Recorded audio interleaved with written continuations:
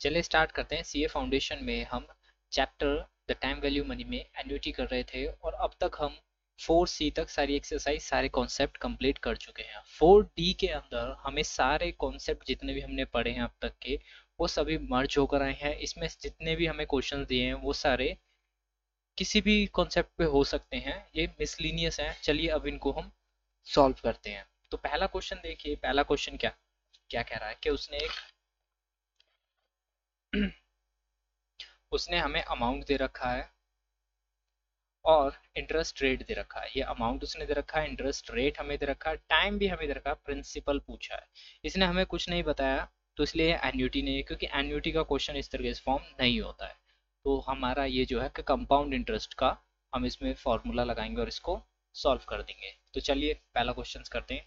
तो compound interest में amount का फॉर्मूला होता है प्रिंसिपल 1 + i⁻n। अमाउंट हमें यहाँ पे गिवन था, ये प्रिंसिपल हमें फाइंड करना था और हमारा उसमें जो इंटरेस्ट रेट था वो 0.05 हो जाएगा आई, और पावर जो हमारा वो 6 हो जाएगी। तो इसको हम ऐसे लिख सकते हैं 5200 इक्वल्स टू प्रिंसिपल 1.05 की पावर 6।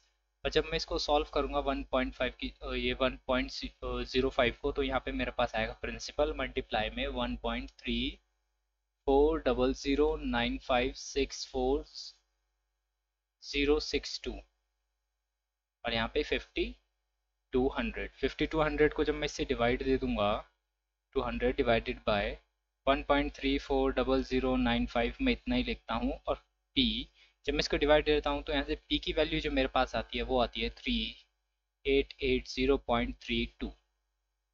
ये मेरी p की वैल्यू आ जाएगी। तब देखते हैं कौन सा ऑप्शन है ये। अगर आप इसमें आगे देखें तो इसमें सारे ऑप्शंस में से ये ऑप्शन इसके नियरली है, तो मैं इस ऑप्शन को टिक कर देता हूँ। इसका आंसर है ऑप्शन बी। तो इसका आंसर आ गया ऑप्शन बी। चलिए नेक्स्ट क्वेश्चन की तरफ। नेक्स्ट क्वेश्चन में क्या कह रहा है। अगला क्वेश्चन आप देखेंगे तो उसने हमें प्रिंसिपल दिया हुआ है, टाइम दिया हुआ है, रेट दिया हुआ है, सिंपल इंटरेस्ट पूछा है। सिंपल इंटरेस्ट का फॉर्मूला लगा के आप इजीली इसे सॉल्व कर सकते हैं। तो चलिए इसमें हम सिंपल इंटरेस्ट का फॉर्मूला लगा के इसको भी सॉल्व करते हैं। Question number second. Second question में उसने हमें सिंपल, पहले तो मैं सिंपल इंटरेस्ट का फॉर्मूला लिख देता हूँ। सिंपल इंटरेस्ट का फॉर्मूला होता है p ब्रैकेट में 1 + i⁻n-1 ब्रैकेट बड़ी वाली क्लोज। अब प्रिंसिपल उसने मुझे दे रखा था 1000 और यहाँ पे मेरा हो जाएगा, इनको मैं प्लस कर लूँगा तो 1.05 आएगा और इसकी पावर 4 - 1।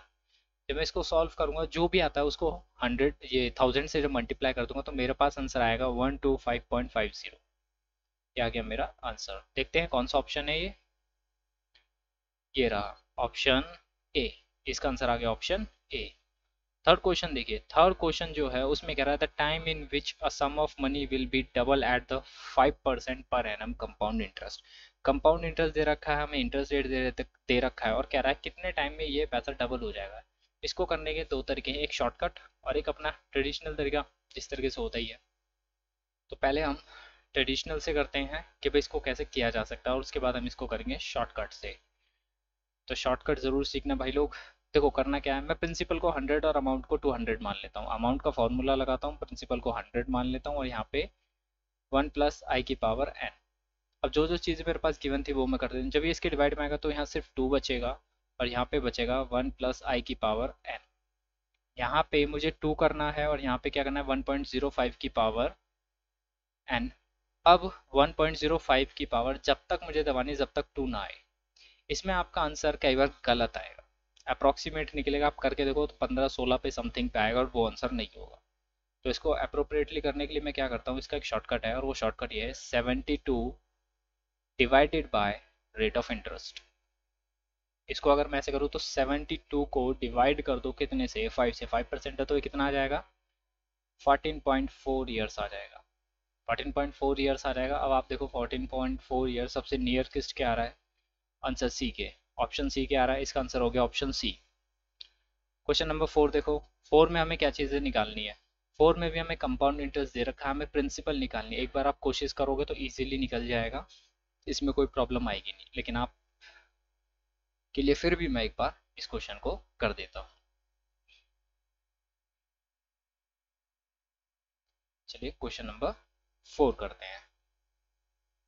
क्वेश्चन नंबर 4 में मैं अमाउंट का फॉर्मूला लगाता हूँ, इक्वल करता हूँ प्रिंसिपल 1 प्लस आई की पावर n।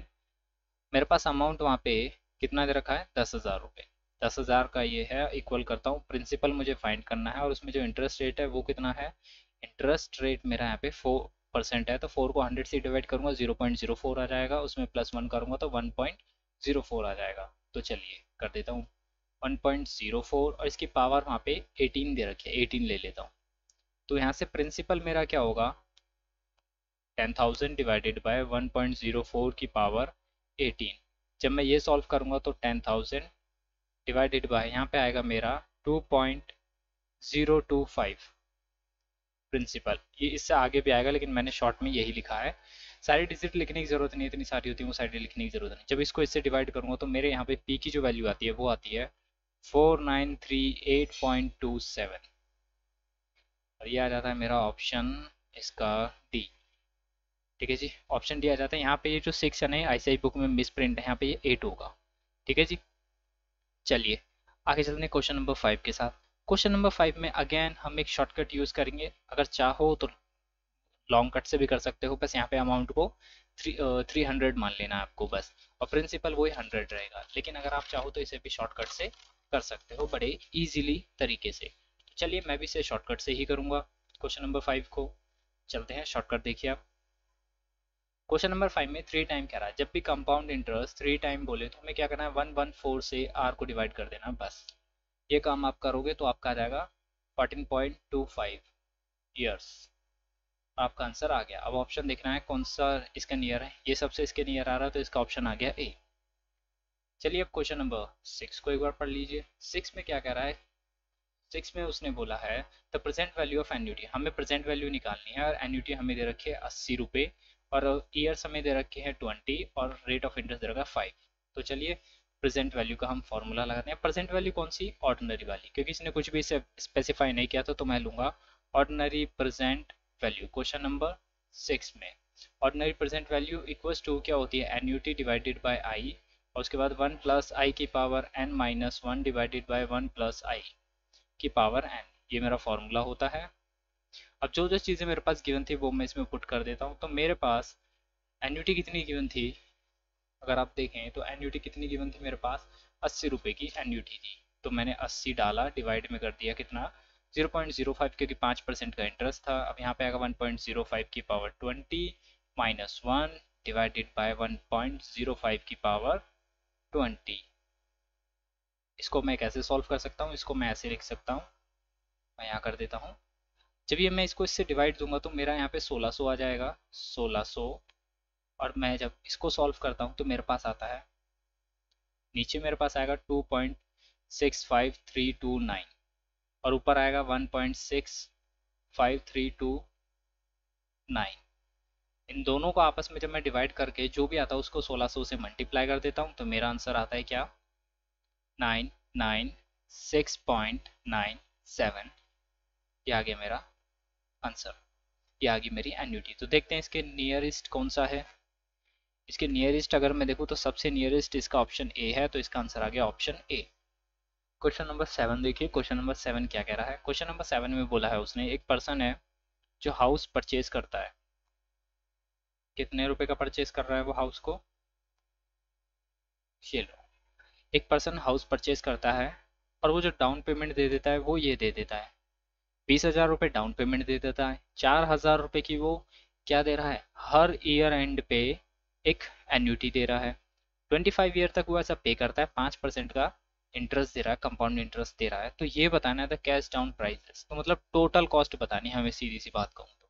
ठीक है जी, इसको कैसे निकालेंगे, बड़ा इजी है, कोई डिफिकल्ट नहीं है, एक बार आप देखोगे इजीली समझ जाओगे क्वेश्चन नंबर 7 को। चलो जी question number 7।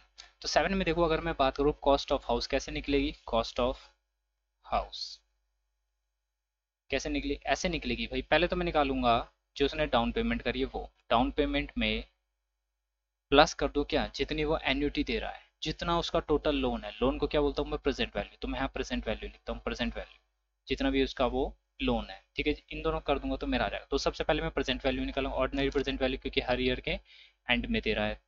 Annuity divided by 1 plus i की पावर n माइनस 1। लोन है भाई, इसलिए मैंने प्रेजेंट वैल्यू लगाई है, लोन में हमेशा यही आती है। ये आ जाएगा इसका फॉर्मूला। अब इसमें जो जो चीज़ें गिवन थी वो पुट कर देता हूँ। 4000 की एन्यूटी दे रहा था, 0.05 का इंटरेस्ट है उसका, इस पे लग रहा है। आई हमारा आ गया यहाँ पे 1.05 की पावर कितना आएगा, 25 माइनस 1 डिवाइडेड बाय 1.05 की पावर 25। फटाफट आप इसको सॉल्व करके देखो। जब मैं इसकी पावर सॉल्व करता हूँ, पहले तो मैं इसको करूँगा तो यहाँ मेरा आ जाएगा 80,000, और जब मैं इसको सॉल्व करूँगा तो मेरा आएगा डिवाइड में आएगा 3.386354, और ऊपर कितना आएगा उसमें से एक माइनस कर दूंगा तो आएगा 2.386354। जब इन दोनों को डिवाइड दूंगा और फिर जो भी आता है उसे इससे मल्टीप्लाई कर दूंगा 80,000 से, तो यहाँ से मेरी वैल्यू आती है, वो आती है 56375.778। तो भाई ये तो मेरी प्रेजेंट वैल्यू आई। अब मुझे आंसर निकालना है टोटल कॉस्ट पे, हाउस की कॉस्ट कितनी है। तो इसमें जो 20,000 रुपये से डाउन पेमेंट करी थी वो और ऐड कर दूंगा। जब मैं इस अमाउंट में 778 में 20,000 और ऐड कर दूंगा जो उसने डाउन पेमेंट करी थी, तो मेरे पास टोटल जो आएगा वो आएगा 76,375.778। आंसर मेरा आ गया। अब ये आंसर मुझे देखना है कौन सा है। चलिए तो आंसर देखते हैं कौन सा है। तो ये आंसर देखेंगे आप तो सी आपको दिख रहा है, ये आ गया आपका सी, आंसर आ गया इसका। ठीक है, था ना एकदम इजी क्वेश्चन। हाँ जी। चलिए अब क्वेश्चन नंबर 8 की तरफ। 8th क्वेश्चन में कह रहा है ए मैन परचेज हाउस, एक आदमी परचेज करता है कितने का, 3 लाख का घर परचेज करता है, और वो अभी पेमेंट जो कर देता है वो 2 लाख रुपए की पेमेंट अभी at the time of purchase वो कर देता है, और बाकी का जो बैलेंस उसका बचता है उसको वो 12% के इंटरेस्ट रेट पर देने के लिए एग्री हो जाता है। पर एनम जो कंपाउंड इंटरेस्ट दिया जा रहा है वो हाफ ईयरली दिया जा रहा है। ध्यान रखने वाली चीज़ है, हाफ ईयरली दिया जा रहा है, और कब तक देता है, 20 ईयर्स तक देता है। और जो फर्स्ट इंस्टॉलमेंट है ना वो आफ्टर 6 ईयर के बाद होती है, तो मतलब एक इंटरवल के बाद हो रही है। तो यहाँ पे तो सीधी सी बात होगी, ऑर्डिनरी हमारी जो वो आती है ऑर्डिनरी, हमें वो लगानी है। अब क्या लगानी है, एन्युटी ऑर्डिनरी तो लगी, कौन सी, future value present value, loan है तो प्रेजेंट वैल्यू लगी, तो ऑर्डिनरी प्रेजेंट वैल्यू से हम इसको सॉल्व करेंगे। अब यहाँ पे जो इसने दे रखा ना गिवन लॉग ये और ये सिर्फ आपको मात्र कंफ्यूज करने के लिए, इस पे कोई ध्यान मत दो। मैं कहूँगा इस पे ध्यान मत दो, और देखना बिना इस पे ध्यान दिए ही आपका आंसर आ जाएगा। चलिए जो जो चीज़ें गिवन है वो हम देख लेते हैं। तो लोन का अमाउंट कितना है, आप कहोगे 3 लाख, तो मैं कहूँगा नहीं भाई वो तो कॉस्ट थी घर की, और उसमें से 2 लाख वो दे चुका, तो 1 लाख बचा। तो लोन जो अमाउंट है मेरा, जो ऑर्डिनरी परसेंट वैल्यू है वो मेरी 1 लाख की हुई, लोन जो है वो 1 लाख का है।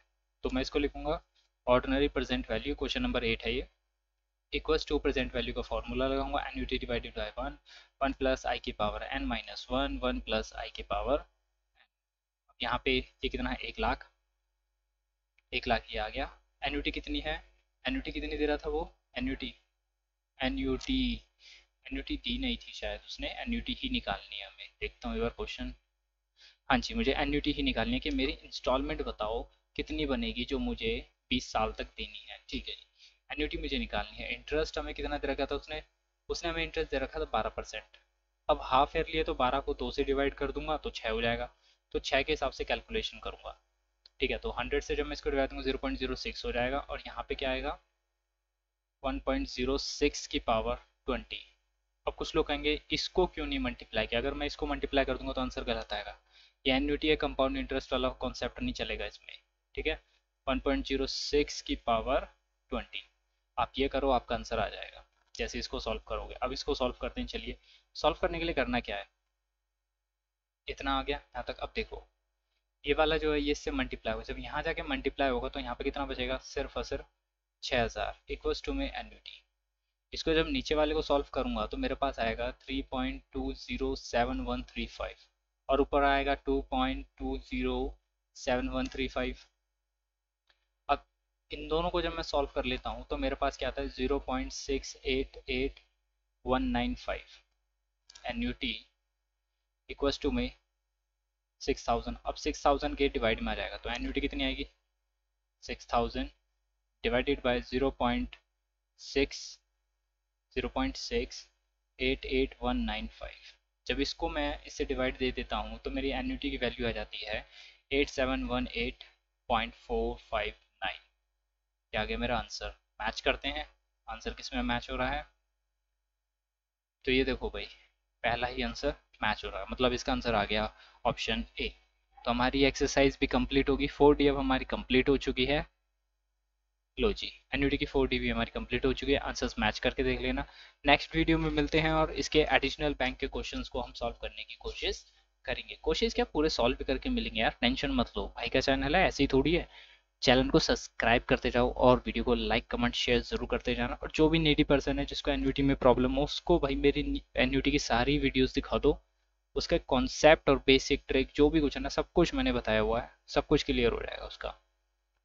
अच्छा जी, बाय बाय, मिलते हैं नेक्स्ट वीडियो में एक नए टॉपिक के साथ।